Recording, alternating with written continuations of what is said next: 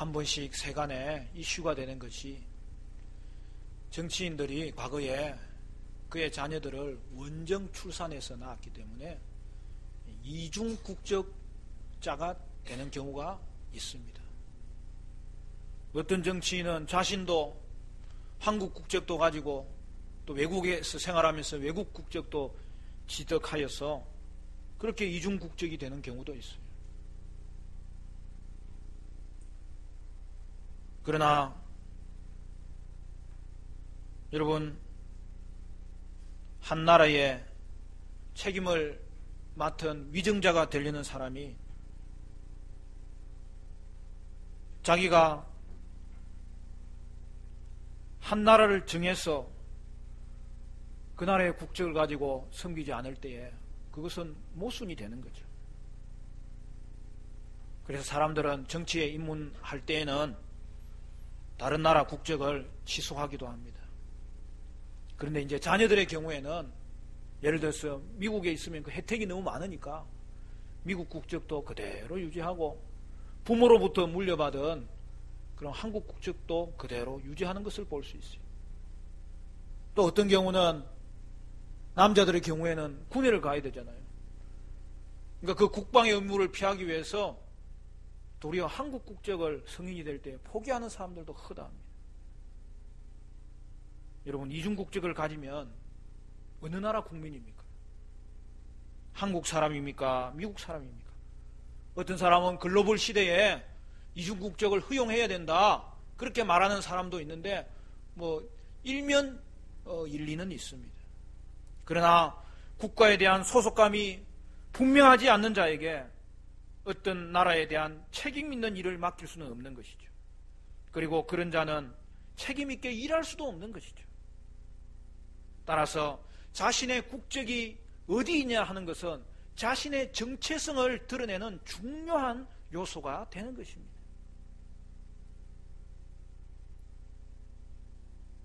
오늘 우리가 살펴보는 본문은 예수님과 종교 지도자들의 대결이 이제는 극도로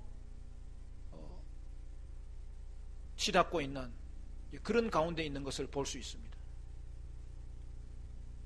예수님은 십자가를 지시기 위해서 예루살렘에 들어가셨습니다. 지금 우리 예수님은 이 땅에서의 마지막 한 주간 고난 주간을 지내고 계십니다. 그때 우리 예수님은 이제까지는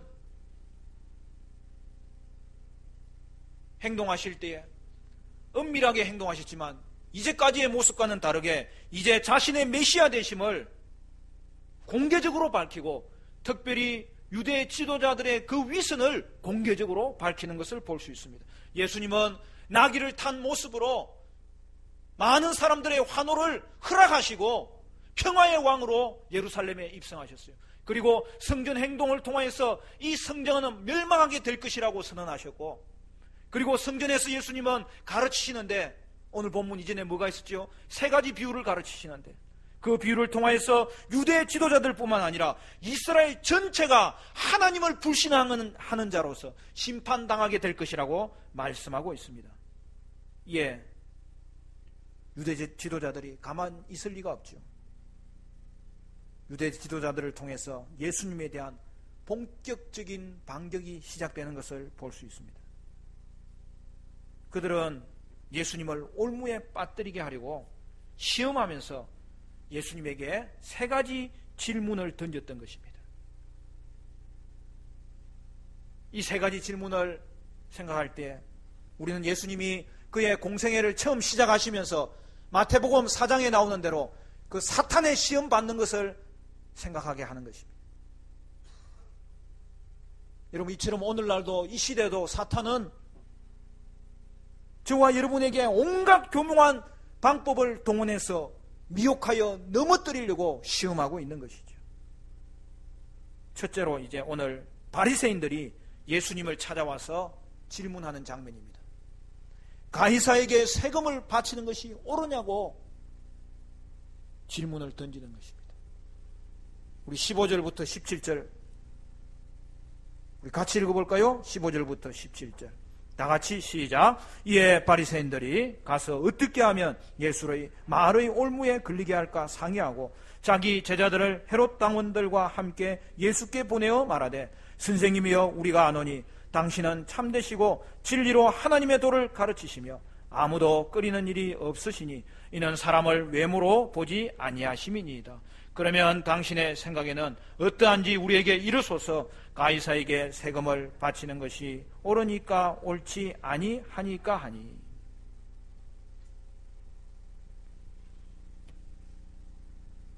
그날에 바리새인들이 헤롯 당원과 함께 예수님을 찾아온 걸 볼 수 있습니다. 이런 바리새인들은 누구예요? 율법에 대해서 굉장히 보수적인 사람들입니다. 그래서 외세에 대해서는 반로마적인 사람들입니다. 반면에 헤롯 당원은 누구예요? 헤롯 당원은 원래 본국 출신도 아니에요. 헤롯의 출신인 에돔 사람들입니다. 그러나 헤롯이 왕이 되고 헤롯의 왕가가 왕을 이어갈 때에 그들은 이스라엘의 요직을 차지하였고 그들은 친로마적인 사람들입니다. 그런데 그날에는 그들이 한 팀이 된 거예요. 우리가 살 때에도 그런 일이 있잖아요. 평소 원수지간으로 지내던 사람이 공동의 적이 나타나니까 어느 날 그냥 친구가 되는 거예요. 그런 친구를 조심해야 돼요. 나중에 또 다른 적이 나타나면 무슨 일이 벌어질지 모르는 거예요. 사랑하는 성도 여러분, 오늘 저들은 예수님을 올무에 빠뜨리는 이 일에는 한 통속이 되었던 것을 볼 수 있습니다. 그러므로 여러분, 이 땅에 사는 모든 사람을 사실은 두 가지 소속으로 나눌 수 있는 거예요. 하나는 예수 안에 있는 자들이고 하나는 예수 밖에 있는 자들이에요. 왜냐하면 그들의 배후에는 그들의 주인인 사탄이 영향을 주고 있기 때문에 그래요. 그러므로 오늘 그들의 시험은 아주 교묘합니다. 바리새인들은 그들이 가지고 있는 덫은 숨기면서 예수님을 은근히 높여주면서 질문하는 걸 볼 수 있어요. 따라서 여기서의 시험은 예수님이 그들의 칭찬에 교만해질 수 있고 또 고난을 피하려고 분명한 대답을 회피할 수 있는 거예요. 그러나 우리 예수님은 그렇게 하지 않으셨어요. 그러면 예수님은 그들의 질문에 어떻게 답해야 되는 것입니까? 오늘 본문을 보면 그들의 질문이 참으로 현명해 보여요. 가이사에게 세금을 바치는 것이 옳습니까? 여러분, 이 가이사란 말은 로마의 황제들을 지칭하는 말이에요. 그러면 그 당시에는 누구냐? 이스라엘을 지배하고 있었던 로마의 황제는 디베리우스예요. 가이사에게 세금을 바치는 것이 옳으니까라고 묻는 것은 그것이 하나님의 법에 맞느냐고 따지는 것입니다. 그래서 옳다고 하면 당시에 유대인들이 로마에 대해서 반감을 가지고 있었기 때문에 결국 백성으로부터 배척당하는 일이 벌어질 것이고, 옳지 않다고 그러면 그들이 목적으로 달성하고자 했던 로마의 예수님을 고소해서 쉽게 죽일 수 있는 방법을 그들은 찾을 수 있게 되는 것이죠. 여러분, 이 절묘한 질문 앞에 예수님은 어떤 것을 택하더라도 올무에 빠질 수밖에 없었습니다. 그리고 지금 예수님이 대답할 차례입니다. 예수님은 답하는 시간을 끌어도 그의 근위가 점점 떨어지게 되어 있습니다. 예수님은 단호하게 그들에게 답하십니다. 먼저는 예수님은 그들의 위선을 책망하십니다. 오늘 본문 18절에 보면 이렇게 되어 있습니다. 예수께서 그들의 악함을 아시고 이르시되 외식하는 자들아 어찌하여 나를 시험하느냐. 예수님은 그들의 중심을 아시는 거예요. 하나님은 그들의 중심을 보고 계시는 거예요. 바리새인들의 악함과 그들의 위선을 예수님은 먼저 지적하십니다. 그러나 그것으로 끝내지 않으시고 그들에게 답을 주세요. 바리새인들에게는 답이 될 수도 있지만 무엇보다 중요한 것은 제자들에게 이 질문을 통하여 답하심으로 말미암아 교훈을 주시기 위해서 예수님은 그 유명한 답변으로 오늘 말씀하고 계세요. 여러분 19절 20절 같이 한번 읽어볼까요? 19절 20절 21절까지 다 같이 시작. 세금 낼 돈을 내게 보이라 하시니 데나리온 하나를 가져왔거늘 예수께서 말씀하시되 이 형상과 이 글이 누구의 것이냐 이르되 가이사의 것이니이다. 이에 이르시되 그런즉 가이사의 것은 가이사에게 하나님의 것은 하나님께 바치라 하시니. 여기에 그 유명한 가이사의 것은 가이사에게 하나님의 것은 하나님께라는 예수님의 답변이 등장합니다. 예수님은 이 말씀을 주시기 전에 먼저 하나를 요구하시죠. 뭡니까? 그들에게 세금 낼 돈을 보이라. 세금 낼 돈을 나한테 한번 가져와 봐라. 그렇게 이야기합니다. 그러니까 그 중에 있었던 바리새인이겠죠. 그 중에 한 사람이 세금으로 바치는 돈인 데나리온 하나를 예수님께 가져온 거예요. 그리고 예수님은 거기에 있는 형상과 글은 누구의 것이냐고 물을 때에 그들은 가이사의 것이라고 대답했습니다. 여러분 바로 여기에 바리새인들의 모순이 드러나는 거예요. 여러분 로마의 동전 그 데나리온의 앞면에는 그 로마 황제 디베리우스의 그 흉상이 새겨져 있었던 것이죠. 그리고 거기에는 글자가 있었어요. 그 글자에는 뭐라고 되어 있느냐 하면 신 아우구스티누스의 아들 디베리우스 이렇게 되어 있습니다. 그러니까 자신의 전대왕은 신이고 자기는 신의 아들이라는 거예요. 그리고 그 뒷면에는 그 황제의 어머니가 보좌에 앉아있는 장면이 나오고 거기에도 글이 하나 있어요. 대제사장으로 황제를 표현하는 글이 담겨져 있습니다. 당시 바리새인들은 십계명에서 다른 형상을 만들지 말라고 하셨잖아요. 그래서 그 말씀을 확대 해석하여서 어떤 형상이라도 새겨진 물건을 만들지 않아야 되며 더 나아가서 그러한 형상이 새겨진 것을 보아서도 안 된다고 생각했던 것입니다. 그런데 여러분 바리새인들이 지금 어떻게 하는 것입니까? 예수님이 그들에게 동전을 가져오라고 했을 때 그들은 그 동전을 보는 거예요. 그리고 그 동전을 자기들이 가지고 다니는 거예요. 그리고 그들은 그 돈으로 그들도 세금을 내고 있었다는 것을 예수님이 드러내시는 거예요. 결론은 이것입니다. 가이사의 것은 가이사에게, 하나님의 것은 하나님께 바치라고 말씀하시는 것이죠. 여러분 이것이 왜 답변이 됩니까? 이것은 그들이 질문하는 대로, 질문자들이 원하는 대로 답을 주는 것이 아니라 예수님은 본질적인 답을 그들에게 주셨던 것입니다.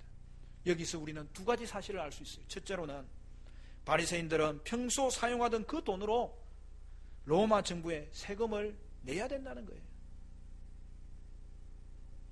오늘 우리에게로 적용하자면 우리는 이 정부의 혜택을 받고 있기 때문에 국민으로서 세금 내는 것은 당연하다는 거예요.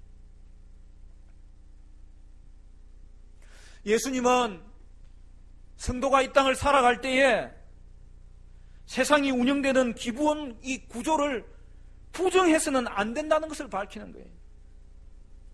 여러분 이러한 원칙은 제자들에게도 이어집니다. 그래서 사도 바울은 뭐라고 이야기합니까? 위에 있는 권세들에게 복종하라 그렇게 말씀합니다. 왜 그래요? 권세는 하나님이 주시는 것이고 그 권세를 하나님이 국가에 맡기시고 그들에게 주셨다는 것을 사도 바울이 예수님을 통하여 배웠기 때문에 그러한 가르침을 교회에 던져주셨던 것입니다. 여러분은 어떻게 하십니까? 제가 전에 어떤 사람을 봤는데 자기가 세금을 국가에 거짓으로 보고해가지고 많이 남겼다고, 그래서 세금 안 낸 걸 막 자랑 삼아 이야기하더라고요. 그 사람 어느 교회 다니는지 제가 말 안 하겠습니다. 여러분 10계명에 8계명이 뭐죠? 도둑질하지 말라. 그럼 그 사람은 8계명을 어긴 거예요. 왜 그래요? 여러분 세금은 하나님이 국가에 주시는 돈이에요. 국가가 가지도록 하나님이 허락하신 거예요. 그런 권한을 주셨어요. 그렇기 때문에 여러분 세금을 내지 않거나 거짓으로 속여내는 것은 국가의 돈을 도둑질하는 거예요. 그러므로 이 땅을 살아가는 하나님의 백성, 성도들은 나라의 세금 내는 문제에 있어서는 본이 되어야 되고 당연한 의무로 생각하면서 그 일에 대해서 조금도 부끄러움이 없어야 되는 거예요. 그리고 두 번째, 예수님의 원칙은 여기서 끝나는 것이 아니라 하나를 덧붙이는 것이죠. 여기에 중요한 핵심이 담겨져 있는 것이죠. 하나님의 것은 하나님께 돌리라는 겁니다. 예수님은 이방 황제에게 세금을 내는 것이 질문자의 그 기대처럼 하나님께 충성하는 것과 충돌되는 것이 아님을 밝히는 거예요. 두 가지 원칙은 얼마든지 공존할 수 있는 거예요. 그리고 공존되어야 된다는 거예요. 그리고 오늘 본문의 의미를 더 깊이 생각해 보면 여러분 원문에는 이 두 개의 원리를 이야기하면서 가운데 접속사가 하나 붙어 있는 걸 볼 수 있어요. 가이사의 것은 가이사에게, 그 다음에 카이라는 접속사가 있어요. 하나님의 것은 하나님에게. 그러니까 카이라는 접속사는 그리고라는 뜻도 되고 그러나라는 뜻도 돼요. 문맥에 따라서 다른 거예요. 그런데 오늘 이 본문에서는 명백하게 그러나를 의미하는 거예요. 왜 그렇습니까? 다른 차원을 이야기하기 때문에 그래요. 두 가지 다 중요하지만 차원은 다르다는 거예요. 가이사의 것은 가이사에게, 오늘 이 시대의 국가에 대해서 세금 바치는 것은 당연한 것이라고, 왜냐하면 하나님이 국가에 그 권세를 주셨기 때문이라고 말씀하는 것인데, 그러나 하나님의 것은 하나님에게 바치라는 거예요. 강조점은 뒤에 가 있는 거예요. 앞에 것은 일반적인 원리고 일시적인 원리이지만 뒤에 것은 본질적인 원리고 궁극적인 원리라는 거예요. 사랑하는 성도 여러분,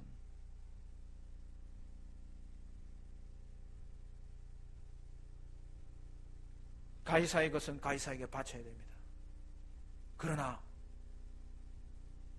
이제는 더 중요한 포인트가 뒤에 있다는 것을 강조해야 하는 거예요. 하나님의 것은 하나님께 바치고 있는지를 점검하라는 거예요. 왜 그렇습니까? 권세는 하나님께 있는 것이고 하나님은 권세 자체이시고 하나님은 그 권세를 나누어 주시는 분이기 때문에 권세를 부여한 그 하나님에 대해서는 우리가 더 우선되게, 더 철저하게 충성하고 순종해야 될 것을 점검하라고 성경은 말씀하고 있는 것입니다. 따라서 가이사의 근위 위에 하나님이 계십니다. 그러나 하나님의 것은 하나님께 너희는 바치고 있느냐? 그렇게 물으시는 것이죠. 우리는 하나님의 주권을 더 높여야 됩니다. 결국 정부가 하나님의 뜻에 반할 때에는 하나님의 권세를 따라야 되는 것을 성경은 명백하게 말씀하고 있습니다. 그리고 지금 이것은 바리새인들에게 아주 중요한 말씀이에요. 왜 그렇습니까? 예수님은 이 말씀을 하시면서 바리새인들은 하나님의 권세에 복종하지 않는 자로 불순종하는 자들이라고 회개를 다시 한 번 더 촉구하고 계시는 말씀입니다. 그러므로 사랑하는 성도 여러분, 성도는 이 땅을 살아갈 때에 두 왕국에 속해서 살아가는 자입니다. 성경을 읽어보면 죄송한 말씀이지만 성도가 이중국적자예요. 그것은 이 땅에 있는 이중국적을 말하는 것이 아니라 더 높은 차원에서 하나님 나라의 국적을 가졌고, 그리고 그러면서도 하나님은 계획이 있어서 이 조국 대한민국을 위해서 기도하라고, 이 대한민국을 위해서 의무를 다하라고, 이 땅을 섬기라고 하나님이 저와 여러분에게 대한민국을 조국으로 주셨고 이 땅에 여러분을 태어나게 하셨다는 사실을 말씀하고 있는 것입니다.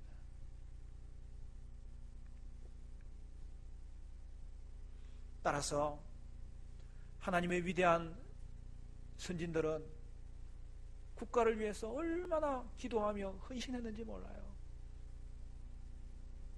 그리고 그 일을 위해서 철저하게 하나님 앞에 먼저 자신을 돌아봤는지 몰라요.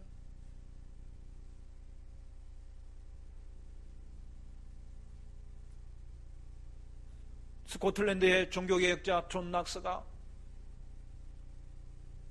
조국을 나에게 달라고 하나님 앞에 날마다 기도했던 그 유명한 사람의 삶의 모습이 오늘도 우리에게 전해지고 있습니다.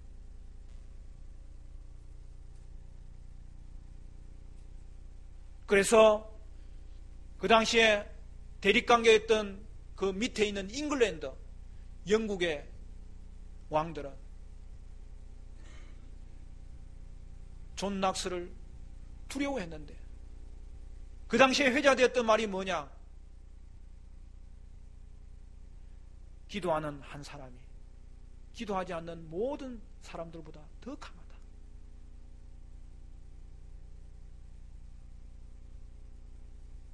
사랑하는 성도 여러분, 오늘 이것은 동일하게 우리에게도 주시는 말씀입니다. 우리는 가이사의 것은 가이사에게 드리고 있는지, 그러나 하나님의 것은 더 높은 차원에서 정말 충성하고 있는지, 오늘 특별히 교회는 이 두 가지 사실에 있어서 분명한 가치관을 가지고 두 왕국에서 자신의 역할을 잘 감당해야 될 것을 성경은 말씀하고 있습니다. 따라서 성도의 본국은 하나님의 나라예요. 예수님은 이 두 가지 원칙이 공존되어야 된다고 말하고 있습니다. 그러나 그것이 서로 독립적인 것이라고 말하지는 않아요. 세속적인 권세는 하나님이 주신 권세이기 때문에 모든 권세는 하나님의 권세 아래에 있어야 된다는 것을 다시 한 번 더 강조하는 것이죠. 여러분, 국가의 권세는 이 땅의 질서를 위해서 하나님이 주시는 거예요. 여러분, 국가가 그 역할을 잘 하도록 기도하셔야 돼요.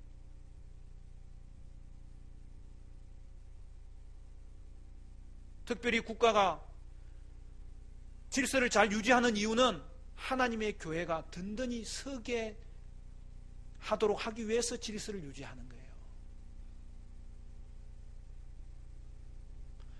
복음이 확장될 수 있도록 이 땅의 질서가 유지되기를 위해서 하나님이 국가에 권세를 주시는 거예요. 그러나 죄송한 말씀이지만 국가의 권세로 이 땅이 변화되지는 않아요. 이 땅을 변화시키는 것은 하나님의 나라예요.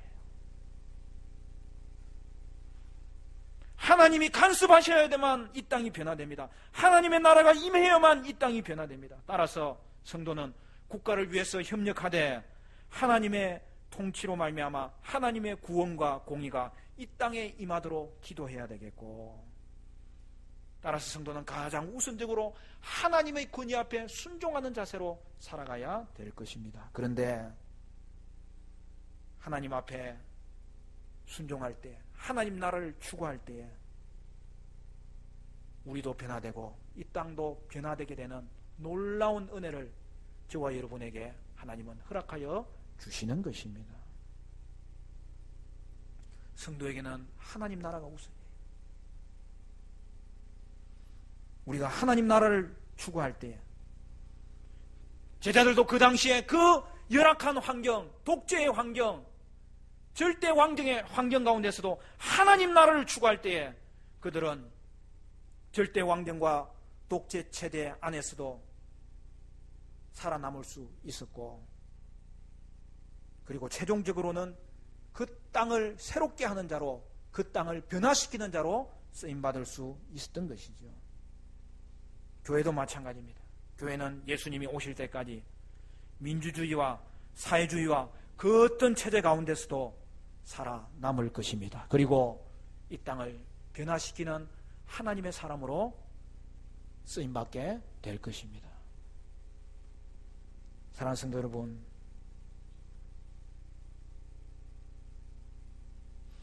성도는 하나님의 나라를 추구함으로 이 땅을 변화시킬 수 있는 그러한 하나님께서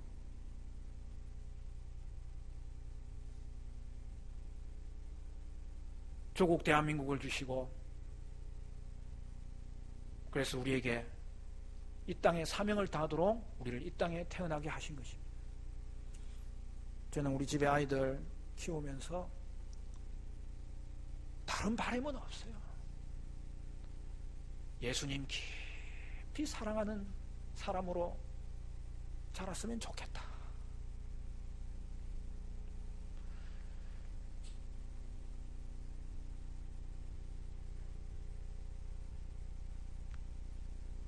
저는 늘 마음에 힘에 차지 않아요.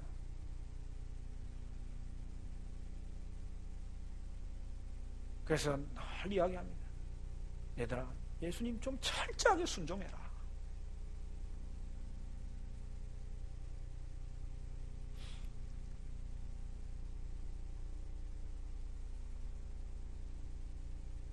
여러분, 우리 교회 자라나는 다음 세대가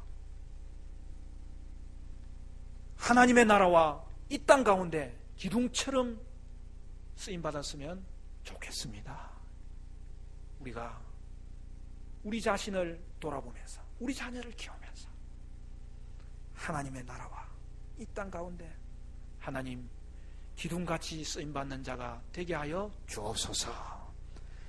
그 일을 위해서 하나님 우리 자녀들이 말씀의 사람, 믿음의 사람, 훈련되는 하나님의 사람 되게 하여 주옵소서. 우리가 본을 보이고 그러한 자녀로 키울 때 오늘 이 땅 가운데 하나님의 나라가 이루어질 것이고 이 땅이 새롭게 될 것이고, 그로 말미암아 이 땅 가운데 하나님의 나라가 점점 열매 맺고 확장되게 될 줄로 믿습니다. 사랑하는 성도 여러분, 저와 여러분은 하나님 깊이 사랑하고 우리 조국 대한민국을 깊이 사랑하고,